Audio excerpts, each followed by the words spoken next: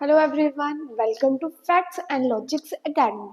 तो हमने last time में अपना एक चैप्टर कवर किया था 9th क्लास का, जो कि था हमारा फंडामेंटल यूनिट ऑफ लाइफ। तो आज हम न्यू चैप्टर करेंगे अपना इम्प्रूवमेंट इन फूड रिसोर्सेज। ठीक है, चलो अब सबसे पहले इसकी इंट्रोडक्शन देख लेते हैं। ठीक है, तो इंट्रोडक्शन में देखेंगे नीड ऑफ इम्प्रूवमेंट। चैप्टर का नाम ही क्या है? Improvement in food resources. क्यों जरूरत है हमें फूड में बेटरमेंट की? ठीक है, बेटरमेंट की क्यों जरूरत पड़ रही है? वाई, क्यों जरूरत पड़ेगी हमें? वो क्रॉप इम्प्रूवमेंट टॉपिक है।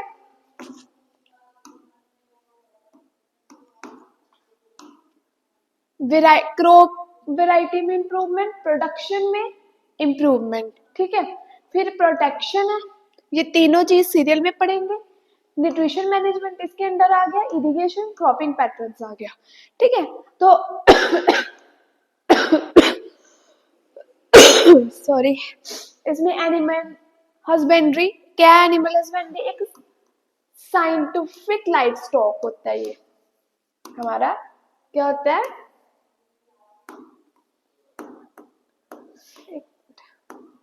हाँ जी, साइंटिफिक लाइफ स्टॉक होता है ये हमारा। ठीक है, उसके अंदर हम पढ़ेंगे अपना cattle farming, in animal husbandry के poultry farming, fish production of और वी कीपिंग। ठीक है, ये सारा हम इस चैप्टर में अपना क्या करने वाले हैं? कवर करने वाले हैं। सो हमारा इसके साथ फर्स्ट टॉपिक शुरू होता है नीड ऑफ इम्प्रूवमेंट। क्यों जरूरत है फूड में इम्प्रूवमेंट की, वैरायटी की? ठीक है, क्योंकि इस चैप्टर में ज्यादातर बात होगी ह्यूमन बीइंग के ऊपर। ठीक है, किस पे बात होगी? ह्यूमन बीइंग के ऊपर। सो नेक्स्ट, चलो वन बाय वन इसको स्टार्ट करेंगे। सो सबसे पहला है हमारा टॉपिक, इस इम्प्रूवमेंट से हमें इस क्वेश्चन का आंसर मिल पाएगा कि क्यों है हमें बेटरमेंट की जरूरत, है ना? सो सबसे पहले देखिए, one of the basic necessity of living organism is food. अब ह्यूमन बीइंग ही है, क्या हो रहा है? हाँ, अब ये ह्यूमन बीइंग ही है। ठीक है, ये किस पे डिपेंड है? अपने लाइफ को चलाने के लिए फूड पे डिपेंड है ना? फूड पे डिपेंड है। तो इसके बेसिक नीड्स, एक प्लांट है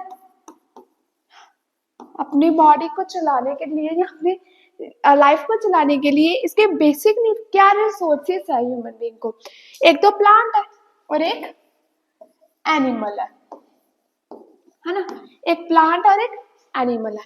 इससे उसे प्लांट बेस्ड खाना मिलेगा, इससे उसे एनिमल बेस्ड फूड मिलेगा।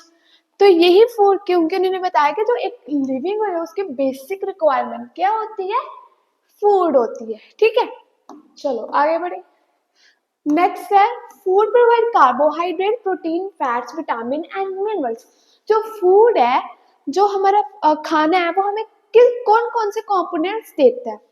सो carbohydrate, protein, fats, vitamin and minerals देता है। और इन इन कंपोनेंट से हमें क्या मिलता है? ग्रोथ होती है बॉडी की, है ना? बॉडी ऑफ डेवलपमेंट, बॉडी की डेवलपमेंट होती है। मेंटेनेंस, जो हमारी हेल्थ है वो मेंटेन रहती है। ठीक है, सो सोर्सेस ऑफ फूड के सोर्सेस क्या है? Agriculture, animal husbandry. एग्रीकल्चर में तो आपको पता ही है। एक मिनट,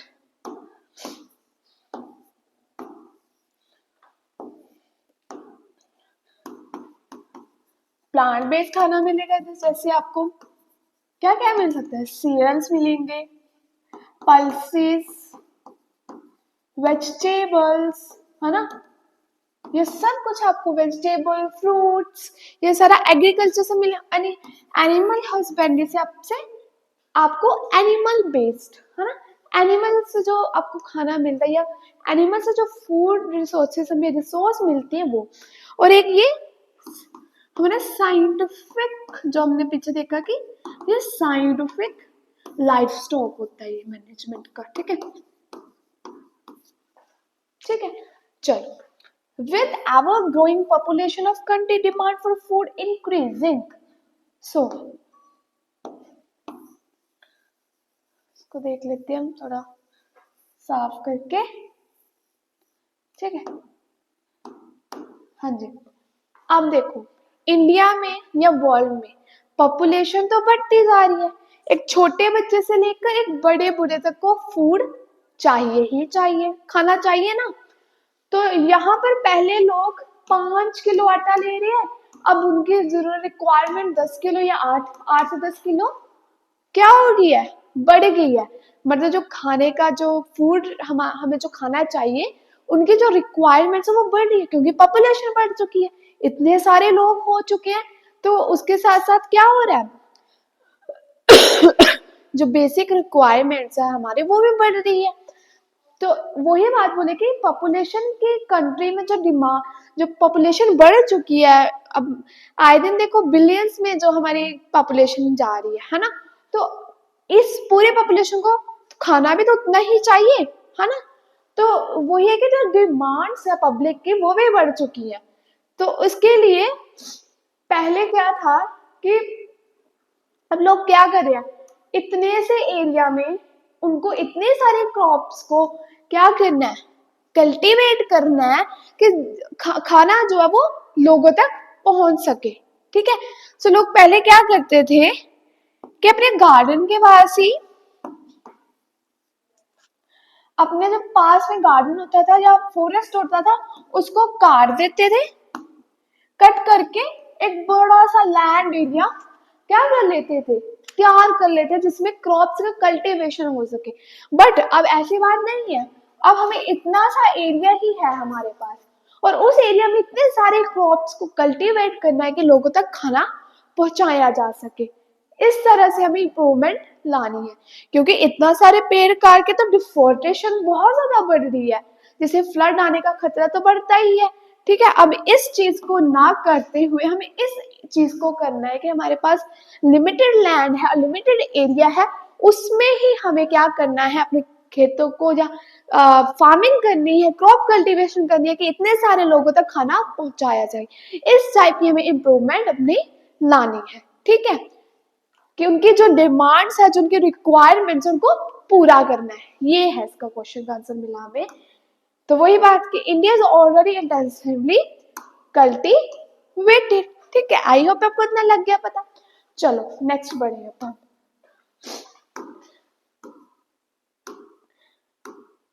हाँ जी, अब है वही अगला पॉइंट कि there is no scope of increasing area and cultivating. हमारे पास कोई स्कोप नहीं है कि हम एरिया को इतने बड़ा एरिया में कर सके, हम अब हमारे पास इतना ही लैंड है, इसमें ही सब कुछ करना है, क्योंकि इतनी सारी पॉपुलेशन अब इतना बड़ा लैंड तो ना बनाएंगे, है ना। नहीं, हमें इतने से एरिया में ही अपना सब कल्टीवेशन करनी है और डिमांड्स, पब्लिक की डिमांड को पूरा करना है, ठीक है। पहला पॉइंट हो गया, there is no scope for increasing area land cultivation. कोई स्कोप नहीं है एरिया को बढ़ा के लैंड कल्टीवेशन करने की, क्योंकि इससे डिफोर्टेशन हो रही है, बहुत ज्यादा डिफोर्टेशन होने के बाद बहुत ज्यादा नुकसान हो रहा है लोगों को, ठीक है। Therefore, the production efficiency should increase both crops and livestock. जो हमने देख लिया, efficiency is increased by improvement. अब कुछ जरूरतें होती है ना, क्या हो रहा है यार, कुछ जरूरतें होती है जो एफिशिएंसी को इम्प्रूव करनी है हमें, है ना। अपनी एफिशिएंसी, कुछ एफिशिएंसी का मतलब उन जरूरतों को पूरा करना है अपनी, है ना। तो उसके लिए भी उसको भी हम क्या कर सकते हैं, इम्प्रूव कर सकते हैं। उसके कुछ एग्जाम्पल है, ग्रीन रेवोल्यूशन, वाइट रेवोल्यूशन, ठीक है। तो ग्रीन रेवोल्यूशन में मेन चीज बताई गई है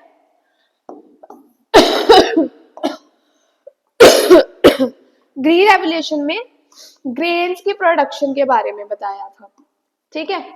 ग्रीन रेवोल्यूशन में हमें ग्रेन्स की प्रोडक्शन मतलब सीरियल्स की, पल्सेस की प्रोडक्शन के बारे में कहा गया, और व्हाइट रेवोल्यूशन में मिल्क प्रोडक्शन, मिल्क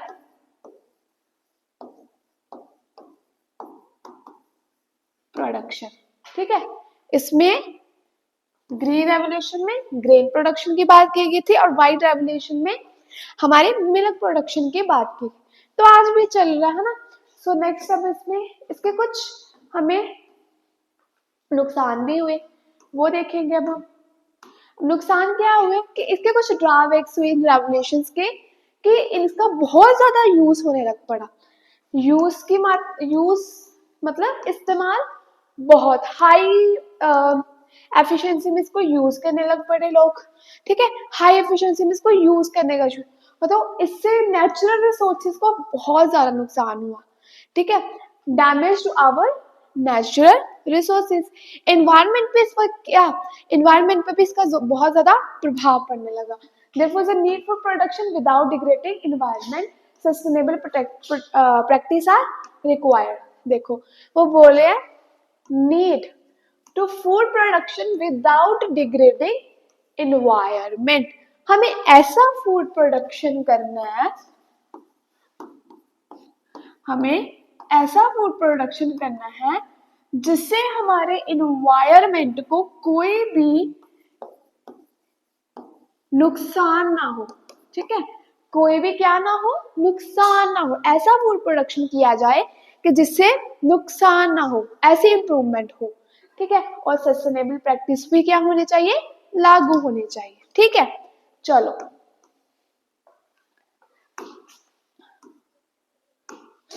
अब आ गए हमारे क्रॉप इंप्रूवमेंट। ये तो हमने पढ़ लिया कि नीड क्यों है इंप्रूवमेंट की, क्योंकि नीड इसलिए क्वालिटी भी चाहिए। फूड में क्वांटिटी के साथ साथ बेटरमेंट की क्वालिटी भी हो, ठीक है। क्वांटिटी तो चलो होगी, क्वांटिटी तो बहुत सारी चाहिए। क्यों चाहिए, क्योंकि पॉपुलेशन बहुत है, पब्लिक की डिमांड बहुत है, ठीक है। तो उसके साथ हमें क्वालिटी भी मिले। क्यों क्वालिटी मिले, कि मिल्क में ही आपको सब कुछ तो नहीं मिल सकता, अलग अलग क्वालिटी होगी, मतलब अलग अलग वैरायटी होगी, वैरायटी भी चाहिए इसके साथ। क्वालिटी के साथ साथ वैरायटी भी होनी चाहिए। क्वालिटी में अच्छा खाना, परफेक्ट फूड, ठीक है। तो वैरायटी में हमें क्यों ज्यादा वैरायटी चाहिए, क्योंकि अगर आप एक सब्जी खा रहे हो तो एक सब्जी से आपके जो पूरी जो बॉडी में आपको जो चाहिए वो मिल रहा है, नहीं।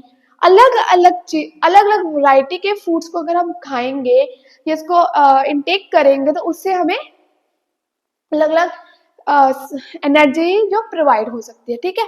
ये चीज है। अब हम पढ़ेंगे क्रॉप इंप्रूवमेंट। क्यों है जरूरत क्रॉप इंप्रूवमेंट की। Different crop require different climate condition, temperature, photoperiod, growth, completion of their life cycle. कहते हैं अब क्रॉप्स को कल्टीवेट करने के लिए उसको टेम्परेचर भी उसके हिसाब से चाहिए, क्लाइमेट कंडीशंस भी चाहिए, फोटो पीरियड्स भी चाहिए। फोटो पीरियड्स का मतलब सनलाइट कितनी उसे ड्यूरेशन में मिल रही है, ठीक है। ये चीज आ गई। ग्रोथ ऑफ प्लांट्स और फ्लावरिंग डिपेंड ऑन सनलाइट।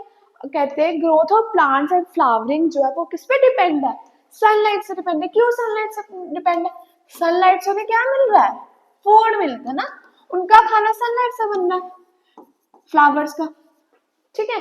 खाना तो उन्हें फूड उससे मिल रहा है, ये बात इसमें आ गई। So plant manufacture food they sunlight by the process of photosynthesis. अब फोटोसिंथेसिस विदाउट सनलाइट नहीं हो सकती, ठीक है। चलो ये तो सभी को ही पता कि विदाउट फोटोसिंथेसिस सनलाइट के बिना नहीं हो सकती है, ठीक है।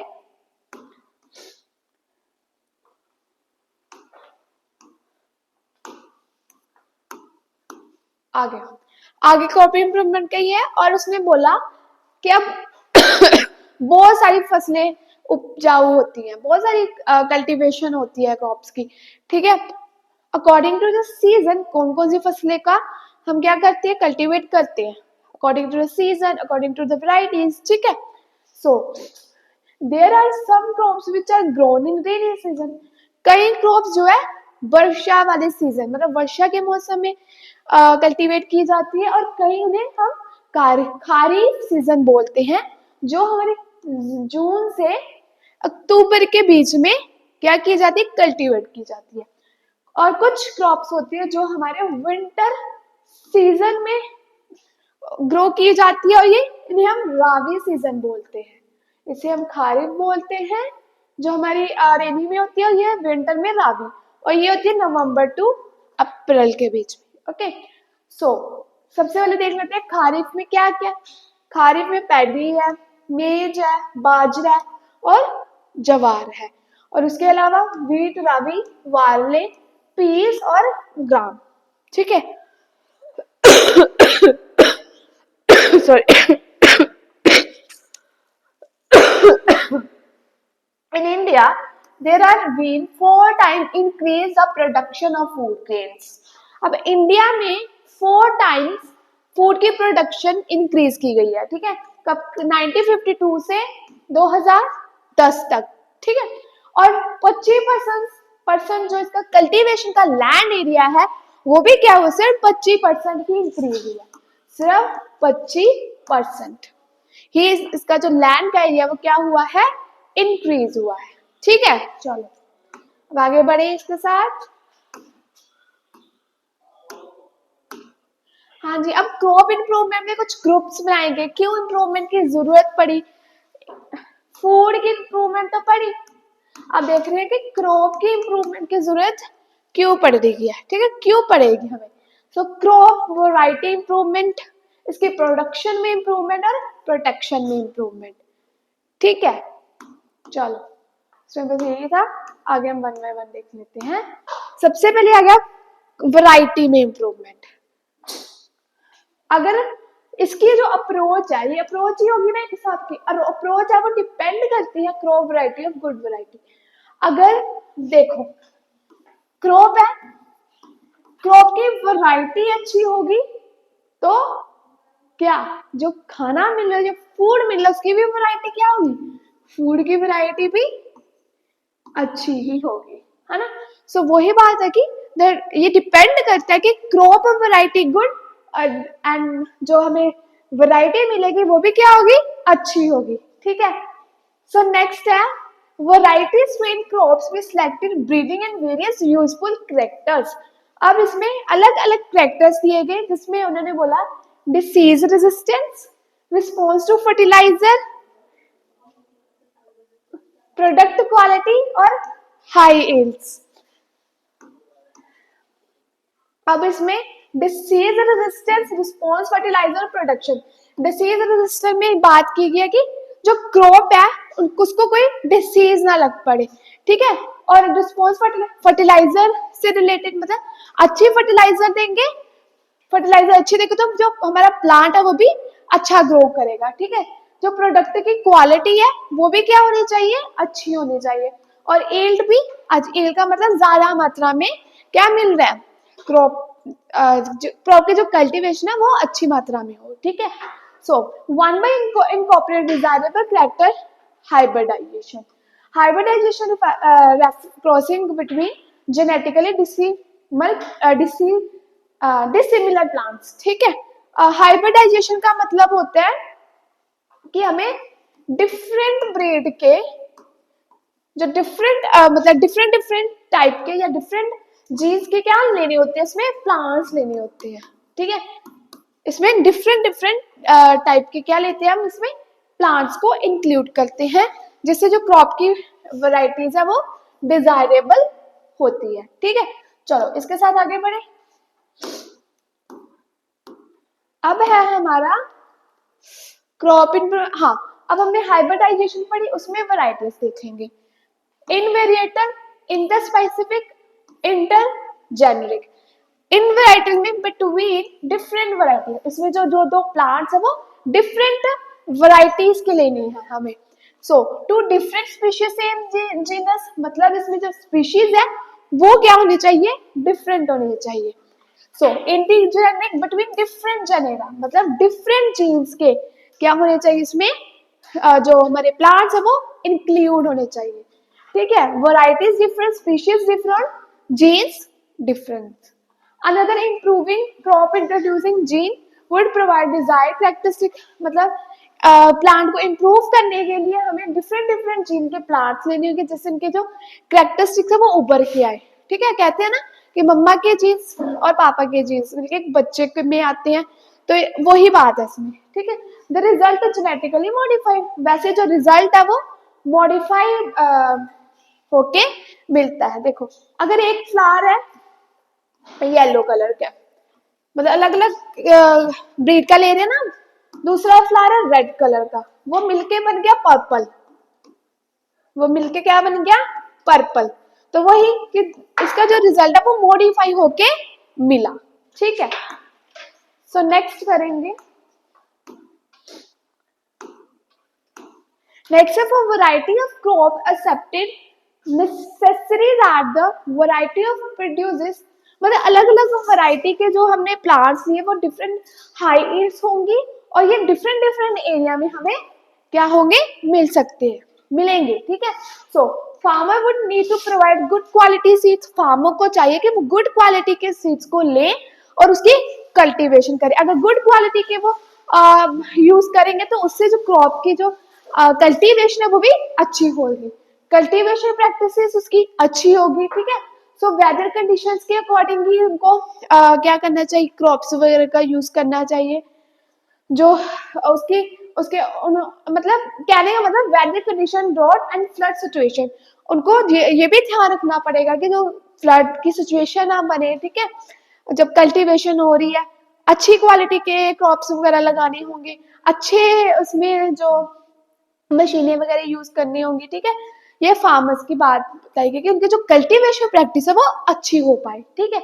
मतलब यूजफुल एरियाज उन्हें यूज करने होंगे, डिफरेंट डिफरेंट वैरायटीज उन्हें ग्रो करनी होगी, क्लाइमेट कंडीशंस उसके अकॉर्डिंग यूजफुल रहेंगी, ठीक है। ये सब इसमें आ गया। अब इसके बाद है हमारा, अब कुछ फैक्टर्स है हमारे किसके रिलेटेड, फैक्टर्स है सबसे पहले हाई यील्ड। हाई यील्ड का हमने देखा था कि ज्यादा मात्रा में ग्रो अप करना, ठीक है। Increase the crop product, increase the productivity of crop per acre, ठीक है। इम्प्रूवमेंट क्वालिटी, क्वालिटी में इम्प्रूवमेंट लाने चाहिए क्रॉप से, क्रॉप को। फिर इसमें बायोटिक एंड अबायोटिक रेजिस्टेंस आ गया, जिसमें crops production go and down, biotic में डिसीज इंसेक्ट्स वगैरह लग जाना, नेमेटोड्स हो जाना, ठीक है। अबायोटिक वो चीजें जो हमारे हमारे हक में नहीं है, हमारे कंट्रोल में नहीं है, जैसे waterlogging, salinity, heat, cold, floods, drought, ये सारा कुछ बायोटिक में आ गया। चेंजिंग इन मैच्योरिटी, ठीक है।